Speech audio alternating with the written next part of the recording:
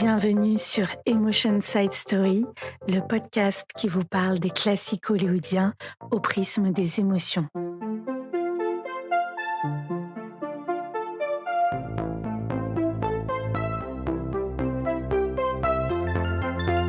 Le film dont nous allons parler cette semaine est The Bigamist, Bigamie en français, un film américain de 1953 réalisé par Aida Lupino et dans lequel nous retrouvons Joan Fontaine, Edmond O'Brien et Aida Lupino. Cette chère Aida Lupino a produit, réalisé et joué dans ce film, rien que ça. Le titre The Bigamist est en soi assez explicite, mais ce film va tâcher de nous démontrer que derrière ce terme se cache autre chose. Il va nous révéler qu'un homme menteur, lâche et infidèle n'est peut-être pas le salaud que l'on imagine. The Bigamist est un film où il est question de restaurants chinois, de maisons de stars et de rues en pente. Filmmakers, producers of Hollywood's most daring motion pictures, proudly presents Joan Fontaine, Ida Lupino, Edmond O'Brien, and Edmund Gwenn in the shocking story of two women who gave all their love to one man. See The Bigamist. Au sommaire de cette semaine, d'abord nous allons parler de cette remarquable réalisatrice et actrice, Aida Lupino, et mieux comprendre sa trajectoire de vie qui est assez incroyable. Ensuite, je vais essayer de vous démontrer en quoi The Bigamist est un film à voir, bien évidemment, et en quoi il est représentatif du style d'Aida Lupino. Bien évidemment, je vais aussi vous dire à quelle émotion me renvoie The Bigamist. Et enfin, je vais vous raconter pourquoi ce film est la parfaite illustration de l'expression « l'enfer est pavé de bonnes intentions ». Alors, prêt pour de l'émotion et du cinéma ? C'est parti. Ida Lupino as a girl of the Barbary Coast, the one girl in the midst of 100 desperate men. Oh, give me a break, will you? Will you? Aida Lupino est à part dans le paysage hollywoodien classique. D'abord parce que c'est une femme, ensuite parce qu'elle est une actrice à l'origine. Alors c'est vrai, de nos jours il existe de nombreuses actrices qui se tournent vers le métier de réalisatrice. Mais à la fin des années 40, dans le système hollywoodien très oppressif sur les acteurs et les actrices, c'est une première, et je dirais même un exploit. Mais commençons par le commencement, les origines. Aida Lupino ou l'ascension d'une enfant de la balle. Comme son nom ne l'indique pas, Aida Lupino est anglaise et c'est une enfant de la balle. Elle est née en 1918 et descend d'une grande lignée de comédiens et d'artistes d'origine italienne qui remonte au XVIIe siècle. Elle commence le cinéma à 14 ans, mais ses rôles sont assez pauvres. Il faut imaginer que dès 14 ans, l'industrie du cinéma la façonne telle une vampe, avec les cheveux blonds platine, le maquillage marqué, les sourcils ultra dessinés. Le succès est là, si bien qu'elle signe un contrat à Hollywood avec la Paramount. Mais les rôles sont stéréotypés, sans intérêt artistique. Elle le dit elle-même avec une certaine amertume. Je cite « C'est ainsi qu'à l'âge de 13 ans, j'ai commencé à ne jouer que des prostituées. » Fin de citation. Dès le début de sa carrière d'actrice, on comptait plus sur son sex appeal que sur son talent. Et cela la rendait folle. Mais, grâce à sa force de caractère, elle va renverser la vapeur. D'abord, elle n'hésite pas à refuser les rôles qu'elle estime mauvais. Et quand on est sous contrat à Hollywood dans les années 30, c'est presque un crime de lèse-majesté. Elle est donc suspendue, dès l'âge de 17 ans. Mais elle va réussir à convaincre le studio de la laisser jouer un second rôle. Mais très bon rôle, dans Peter Ibbetson d'Henry Hathaway en 1935, avec Gary Cooper. Et là, elle laisse éclater son talent de comédienne. Elle est enfin prise un peu plus au sérieux. I saw the doors. The doors made me do it. Yes. The doors made me do it. The doors made me do it.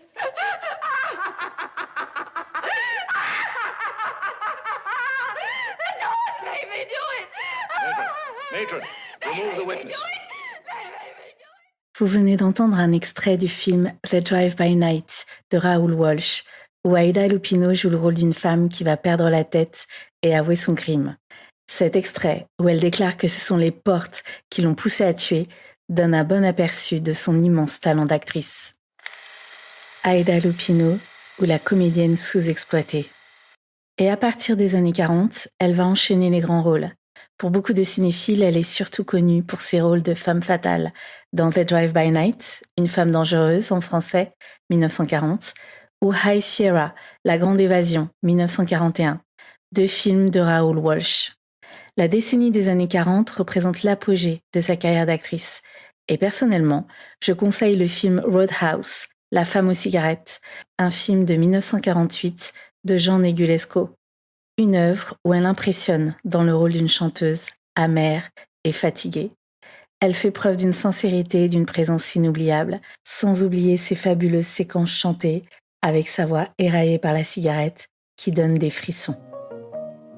We're drinking, my friend, to the end of a brief episode. Take it one for my baby and one more. Mais même pendant cette décennie, où on lui propose un peu plus de rôles intéressants, elle reste frustrée dans sa condition d'actrice. Elle considère, et elle a raison, qu'elle ne peut pas exprimer suffisamment son art. Une illustration du peu d'estime de son travail de comédienne, c'est qu'elle se qualifie elle-même, je cite, de Bette Davis du pauvre.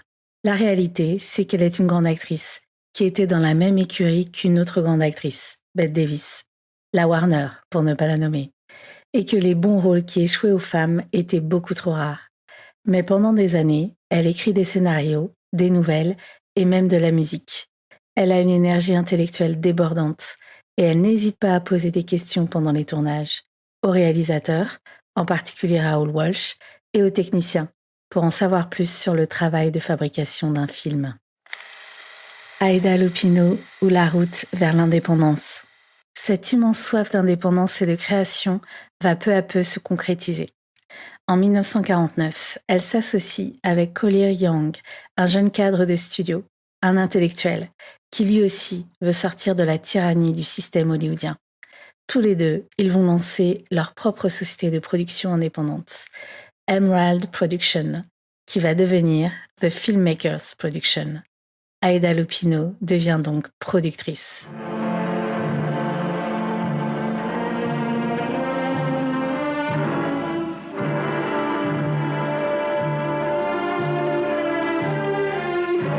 En 1949, Aïda Lupino et Collier Young scénarisent et produisent leur premier film, Not Wanted, dont le titre français est Avant de t'aimer, un film sur une mère célibataire abandonnée par son amant. Et là, hasard ou destin, le réalisateur Elmer Clifton tombe malade et Aïda décide de prendre le relais. Ici, on peut se poser la question du désir inconscient ou non. Si Elmer Clifton n'était pas tombée malade, serait-elle devenue réalisatrice ? La question reste ouverte. En devenant réalisatrice et productrice, Aïda Lupino devient en 1950 la seconde femme à rejoindre la Screen Directors Guild, le prestigieux syndicat du cinéma, constitué de 1300 hommes à l'époque. Pour information, la première femme à y être entrée était Dorothy Asner en 1938 et son dernier film date de 1943. Aïda est la seule femme qui travaille dans ce syndicat à l'époque. Try to concentrate, Miss Walton. Try to remember. Can't remember. I can't.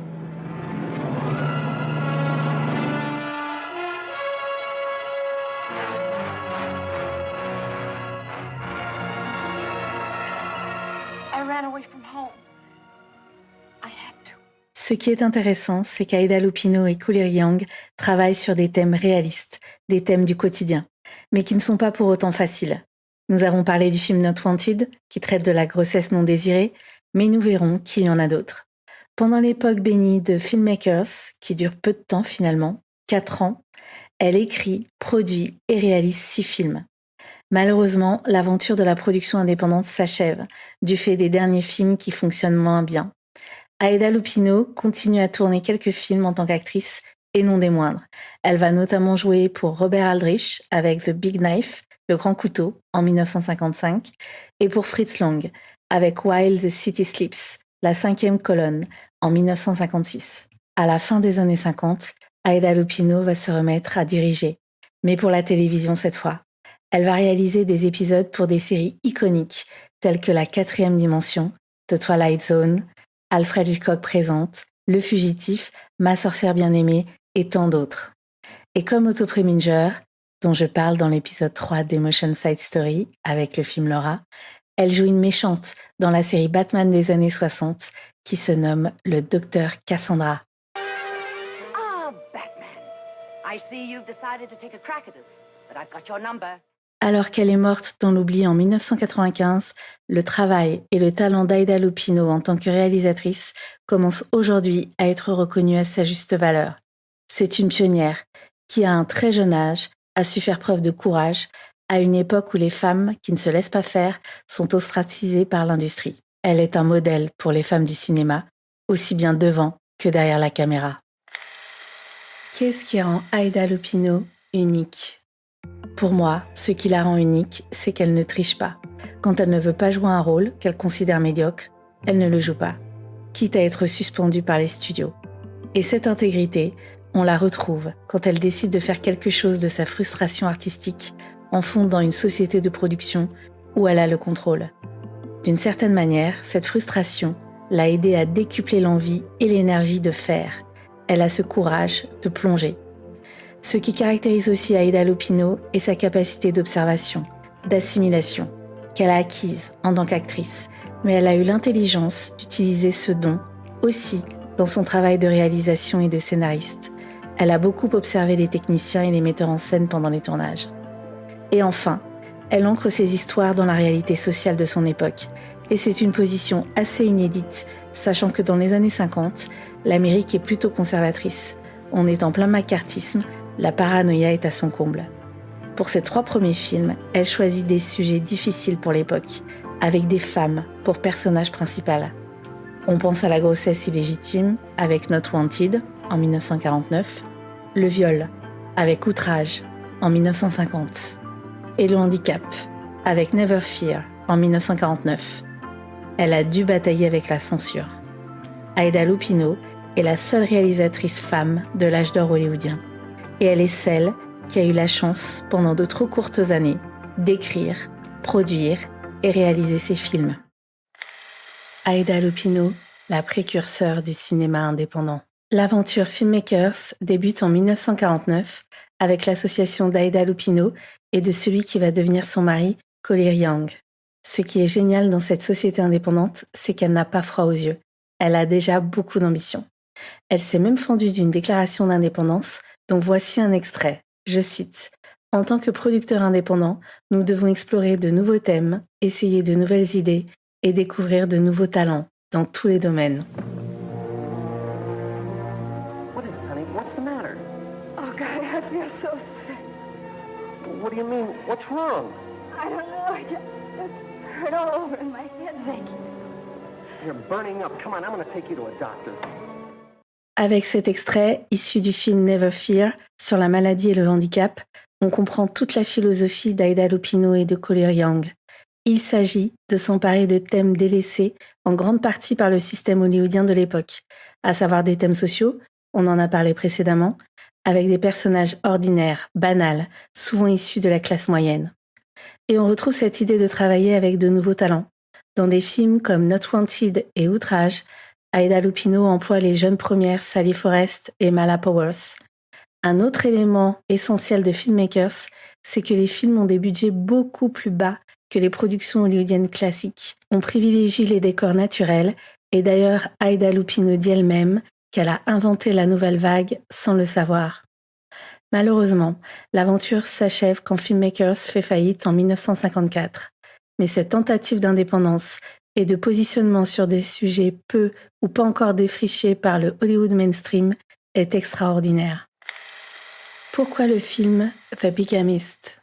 Nous sommes à San Francisco et un couple, Harry et Eve Graham, joués respectivement par Joan Fontaine et Edmond O'Brien, souhaitent adopter un enfant. L'employé de l'agence d'adoption va enquêter sur ce couple, et en particulier sur Harry, qui semble avoir quelque chose à cacher. Et en effet, il découvre qu'Harry mène une double vie, en étant marié à une autre femme, Phyllis, interprétée par Aida Lupino, et qu'il a un enfant avec elle. Voici pour l'histoire. Well, I believe that's everything. I hope so. Yes, it's a lengthy business. You must be tired. I'm so excited. I wish we could take the youngster right home with us. When do you think we can expect to get him? J'ai choisi ce film car c'est l'une des œuvres qui illustre le mieux le regard aimant et sans jugement qu'Aida Lupino porte sur ses personnages. Dans cette histoire triangulaire, chaque personnage a ses raisons. Eve, la première épouse de Harry, est guidée par le désir de maternité. C'est une femme aimante qui s'est jetée à corps perdu dans le travail quand elle a appris qu'elle ne pourrait pas avoir d'enfant biologique. Harry, lui, est guidé par la volonté de ne pas faire souffrir les gens qu'il aime, au point de faire des choix catastrophiques, presque irrationnels. Presque malgré eux, le couple Eve-Harry s'est progressivement délité. Et Harry va rencontrer une autre femme, Phyllis. Phyllis, elle, est guidée par son amour pour Harry au point de tout lui sacrifier. Cette femme indépendante, tout comme Eve, elle travaille, tombe enceinte de Harry sans l'avoir prémédité. Elle ne lui demande rien, mais Harry se trouve incapable d'abandonner cette compagne fragile ainsi que son enfant. Dans cette histoire, ces trois personnages ont leur raison. Alors c'est vrai, les victimes sont avant tout les deux épouses trahies, mais Harry se trouve aussi piégé dans son mensonge. On le voit souffrir et endurer les conséquences de ses mauvais choix. The Bigamist est un film modeste, au bon sens du terme, avec un propos clair, une mise en scène sobre mais parfaitement maîtrisée et avec des plans d'une beauté limpide. Mais surtout, on y voit des personnages next door qui tentent d'affronter les épreuves avec leurs armes, des armes souvent dérisoires, mais qui tout au long de l'histoire se battent avec dignité. Un film qui joue avec les faux semblants. The Bigamist débute un peu comme un thriller. Aida Lupino connaît bien les codes du film noir. Il y a ce mystère Harry. Qu'a-t-il à cacher? En fait, c'est un suspense qui n'en est pas vraiment un, car déjà tout est dit dans le titre. Harry Graham est bigame, il a épousé une autre femme, en toute illégalité bien sûr. Et de plus, le dispositif habituel de suspense, avec la mise en scène et la musique tout en tension, ne durera que peu de temps. Et en ce sens, le film trouve toute son inventivité. Il se situe là où on ne l'attend pas. Ce n'est pas un thriller, mais un film social, qui se tient au plus près des personnages et de leurs tourments. En effet, l'investigation menée par l'employé de l'agence d'adoption va être très courte. Dans une scène très intelligente, où la vérité va éclater avec les pleurs d'un bébé, l'employé et nous, spectateurs, comprenons tout de suite que Harry ment et mène une double vie. I'm sorry I bothered you, but after all, it is my job. I understand. Yeah. Good night. Good night.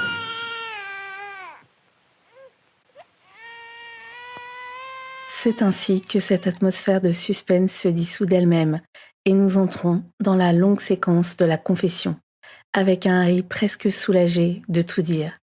Le flashback se met en place avec le Harry narrateur et c'est très vite que le film va tâcher de nous expliquer, sans pour autant nous donner des leçons, comment un type bien est arrivé à cette situation sordide. Avec sa voix douce et fatiguée, Harry va nous raconter son parcours, sa solitude, le couple qu'il forme avec sa femme Eve, heureux tout d'abord, mais qui va lentement sombrer quand Eve apprend qu'elle ne pourra pas avoir d'enfant biologique. Ici, le film adopte un tout autre ton, un ton proche du mélodrame, avec des personnages poignants et où le hasard, les circonstances, les font s'enfermer dans une spirale tragique. Aida Lupino exploite certaines figures de style associées au film noir ou au mélodrame, mais elle les détourne pour se situer sur le terrain de la vie ordinaire et c'est ce qui rend son film profondément original. Le faux semblant s'inscrit aussi dans le personnage de Harry qu'on nous présente au début comme potentiellement détestable. Et c'est tout le talent d'Aida Lupino de nous faire changer d'avis en adoptant le point de vue de Harry. On y voit un homme aimant mais faible, désireux d'être ce qu'on attend de lui, mais incapable de sortir du piège où il s'est lui-même enfermé. À quelle émotion me renvoie ce film? Ce film me renvoie à l'émotion de l'indécision. La définition du Robert est la suivante: hésitation, incertitude. C'est donc une définition assez succincte, mais qui a le mérite d'être claire. L'indécision est l'incapacité de faire un choix. La peur de devoir choisir, assumer ses responsabilités, déplaire ou d'entrer en conflit peut mener l'indécis à se reporter sur les autres pour choisir à sa place. Ce comportement d'évitement n'est pas sans conséquence sur l'état psychologique et sur l'entourage. En ne décidant pas, Harry pense préserver l'illusion du bonheur auprès des deux femmes qu'il aime, mais il va obtenir exactement l'effet inverse. En effet, Chaque choix requiert un prix à payer. Il nous prive de quelque chose. Et c'est précisément ce qu'Harry ne peut admettre. To be or not to be? That is the question. Un des indécis les plus célèbres de la littérature est Hamlet. Il doit venger son père, mais il tergiverse, parce qu'au fond de lui, faire son devoir lui pose des questions de conscience. Hamlet ne réussit à agir que lorsqu'il est trop tard, et ce en raison d'un profond conflit intérieur, issu de ses réflexions morales. Et pour Harry, c'est pareil. Quitter Phyllis, ça veut dire laisser à l'abandon une femme fragile et faire de son fils un enfant sans père. De même, quitter Eve, c'est peut-être la priver de son plus grand souhait, celui d'adopter. Harry s'est tellement accroché au désir d'Eve et de Phyllis, ou ce qu'il imagine être le désir d'Eve et de Phyllis, qu'il a presque perdu contact avec la réalité. Les indécis attendent que les autres décident à leur place, et c'est un peu ce qui se passe dans ce film, puisqu'en découvrant son secret, l'employé de l'agence d'adoption va permettre à Harry de se libérer. On voit très nettement un soulagement dans sa confession. The Bigamist montre très bien le paradoxe de l'indécis, pour qui le choix est à la fois une libération et un déchirement. Les multiples visages de Harry. Harry est magnifiquement interprété par Edmond O'Brien. Ce choix d'acteur s'inscrit dans la philosophie de la société Filmmakers, où on privilégie les nouveaux visages ou les acteurs qui ne sont pas des stars. Edmond O'Brien est un habitué des seconds rôles. Il joue souvent le rôle de policier ou de gangster. Il a marqué de son talent des chefs-d'œuvre comme La Comtesse aux pieds nus de Mankiewicz en 1954 ou L'homme qui tua Liberty Valance de John Ford en 1962. The Bigamist est l'un de ses plus grands rôles. Il a la chance de jouer une large partition avec un personnage de Harry Graham complexe et tout en nuances. Pour moi, ce qui représente le mieux le personnage de Harry, c'est quand on le voit errer dans les rues de Los Angeles, seul et accablé. Dans ce film, on peut voir les 50 nuances de Harry. On le voit seul et distant quand au début du film il essaie d'éviter l'employé de l'agence d'adoption. On le voit aussi en mari aimant quand son épouse Eve commence, grâce à un jouet, à se projeter avec son futur enfant. On voit aussi le Harry dragueur maladroit quand il rencontre Phyllis dans le bus touristique où il visite les maisons de stars. I could give up smoking. Thanks. Don't mention it. If this is a sample of your work, you're not very good at pickups. On voit aussi le père attentionné qui berce son bébé quand il pleure. Harry a de multiples facettes et le jeu sobre d'Edmond O'Brien parvient à représenter parfaitement et selon les moments la culpabilité, la résignation ou le désespoir. Un film bâti sur le paradoxe.